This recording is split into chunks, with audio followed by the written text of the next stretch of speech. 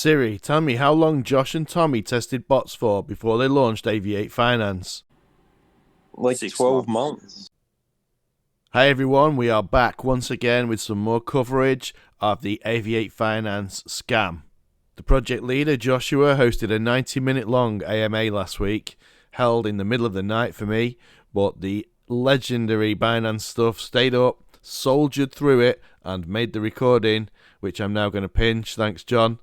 If you're unaware of Binance Stuff's excellent YouTube channel, you should head over there immediately, well, after you've watched this at least, as he provides an excellent counter-narrative to the fully paid-up crypto propaganda videos that you see on YouTube every single day from a select number of usual suspects, mentioning no names. Alright, so we better get started because we have 90 minutes of and ums to get through. And we start with the pressing question of the day, which is...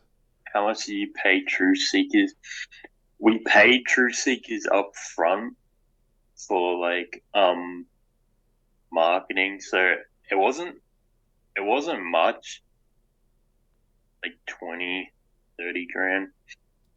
Pocket money, Josh, pocket money.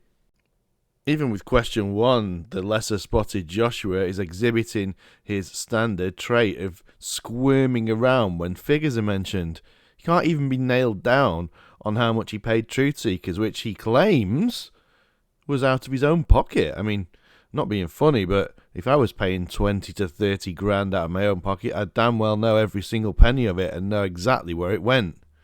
And as for Josh's dismissal of the amount being not much, this just screams of somebody who has no appreciation of the value of money and what it means to people. And that's probably because he just steals it. Josh was then asked about how much money he sent to Michael Leitner, and as per form, he provided a clear, crisp, precise, concise answer. So, we sent Michael, nine. I think it was a bit more than that. It's probably close to 1,900,000 to 1,000,000.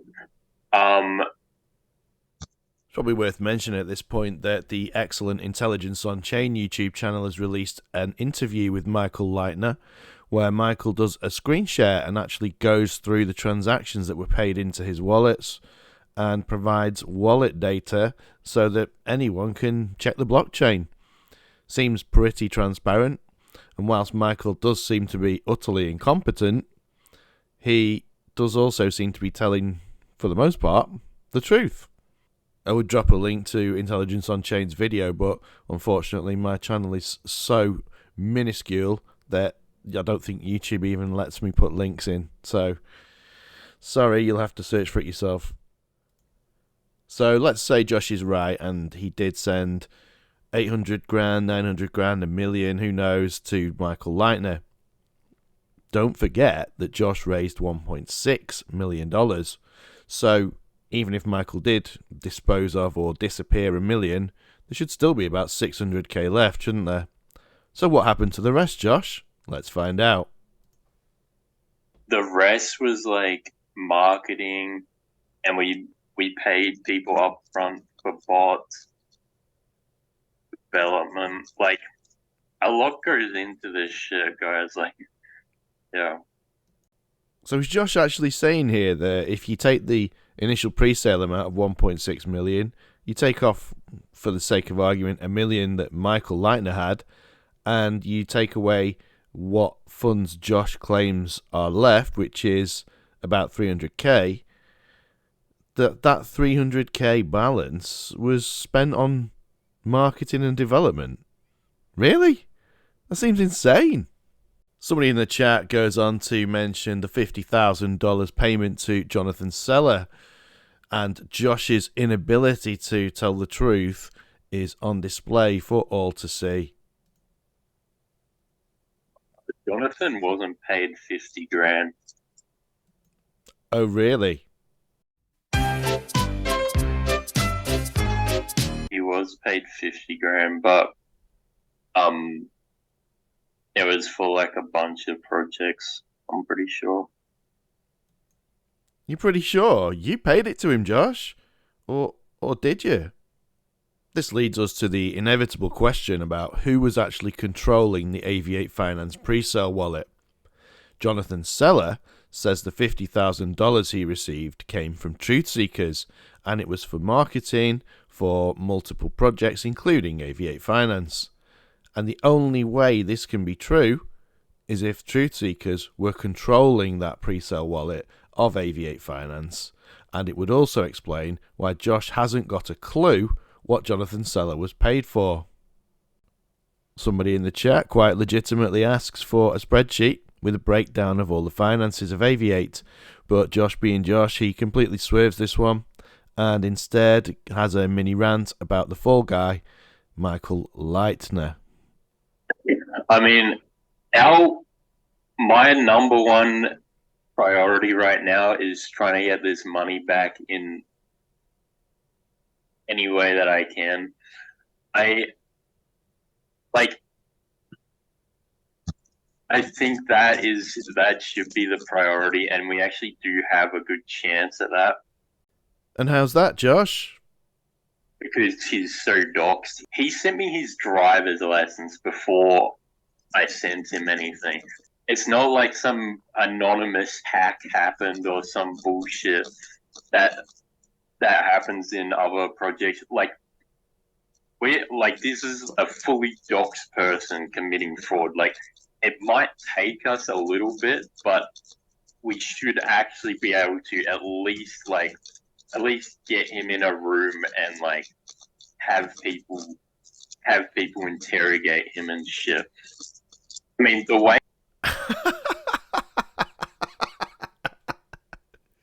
Oh my goodness. Can see John Stell there shaking his head too. I don't blame him. What a load of absolute nonsense from Josh. If you watch the Intelligence on Chain video with Michael Leitner that I mentioned earlier, you'll see that Michael has said that even if he does make any further profits in crypto, he will not be sending them to Aviate Finance because of the way Josh has thrown Michael under the bus here. Can't say that I blame him. And as for the stuff about having him interrogated and shit, I mean, does Josh think that a SWAT team are going to kick Michael's door in, shove a hood over his head and fly him out to a rendition site? Who knew that Aviate Finance would take us into the realms of spy fiction? At least $300,000. He just withdrew. Cool story, Josh.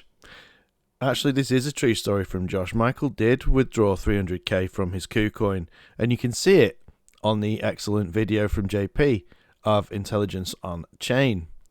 The problem that we have with what Josh is saying is that he is deliberately, in my view, excluding the fact Michael already had a bunch of funds in his account. And when he withdrew the funds that Josh is alleging, he wasn't actually touching Aviate funds at all. But it suits Josh to blame it all on Michael and take the blame off him. Pay attention to what Josh says next. So there's that to go on. The other $500,000, he siphoned it off. Right. So we've got $500,000 plus $300,000. That's $800,000, Josh. You told us earlier that Michael had $1 million. Now, why would you exaggerate a loss unless you were trying to make people think there was less money left than there actually is? And why would you do that? Going back to the theory that Michael was hedging the funds, so he was placing longs on one side, shorts on another, and guaranteeing to lock in a profit. This could be true, but Josh has proposed nothing that supports his theory. And all I would say is that if Michael's prepared to simply withdraw $300,000 of funds, why would he not have just withdrawn all of it? We'll make when we do some sort of recoup plan, we'll work that out. What is the point of this AMA? Absolutely agree there, John. And that's why I'm not going to go any further, because the rest of it is just more of Josh repeating the same old rubbish, blaming Michael, not telling us any kind of refund or any other plan that he has, because there isn't one. And ultimately, my view is that Josh is just waiting for everyone to give up so he can walk with the remaining funds. He seems to have this idea that he's going to pursue Michael Leitner. I wonder how he's going to fund that. Is he going to say that he's spent all the money on lawyers and so there's nothing left? Sorry, see you later. Could do that. Yep, that's a possibility.